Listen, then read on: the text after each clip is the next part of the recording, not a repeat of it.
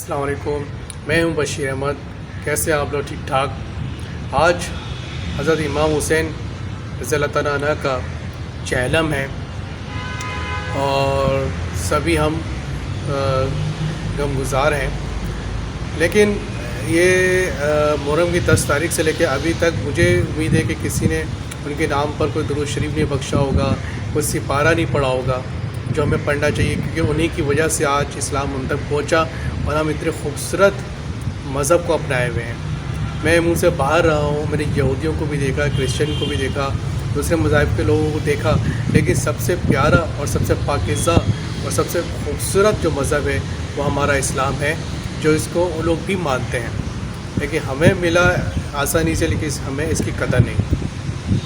حضرت امام حسین رضی اللہ تعالیٰ عنہ اور یزید کی جو جنگ تھی وہ جو ہے ایک نفس کی جنگ تھی، یعنی کہ یزید بھی مسلمان تھا لیکن وہ شراب پیتا تھا اور عریانیت عام تھی، اور لوگ مطلب جو سمجھ میں آتا تھا وہ کرتے تھے، عریانیت وغیرہ کوئی پابندی نہیں تھی، سب کچھ کرتے تھے، وہ نفس کی پابندی نہیں کرتے تھے۔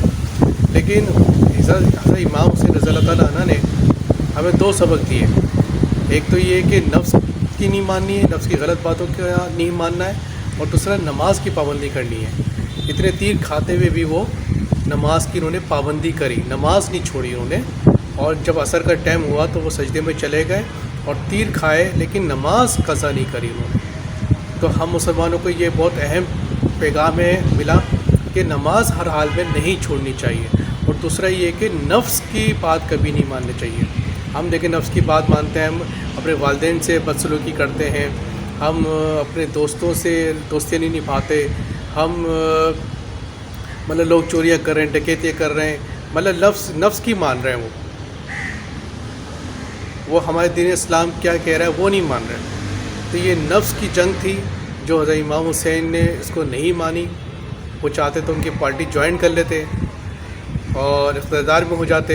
میں آج کے زمانے کے حساب سے کہہ رہا ہوں کہ وہ پارٹی کہہ رہا ہوں سب لوگوں کہ پارٹی وہ جوائن کر لیتے، لیکن انہوں نے اس کی پارٹی نہیں مانی۔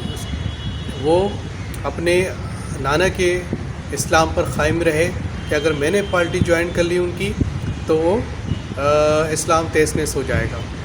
تو انہوں نے اقتدار کو کچھ نہیں سمجھا اور اپنی بات پہ اٹل رہے، یہاں تک کہ شہادت نوش پائی انہوں نے۔ تو میں اپنے مسلمان بھائیوں سے گزارش کروں گا کہ نفس کی پابندی نہ کریں۔